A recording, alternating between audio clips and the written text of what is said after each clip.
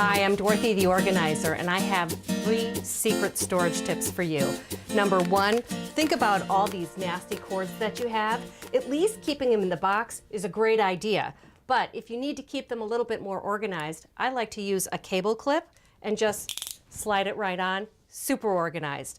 Second, I have extra linens and I need to put them somewhere. So I have a versatile little cubby. This is a seating arrangement where we take the lid off, put all the items in. I've got linens, I've got sheets, towels, pillows, all of it. Store it away, and it's a perfect seating spot too. The third thing is to take a shower curtain. Use it as the pretend door to your closet. Pull it open, secret storage. Close it up, looks beautiful. Do these tips, and you'll have a great organized secret storage space. Good luck. I'm Dorothy the Organizer, and you can visit me at dorothytheorganizer.com.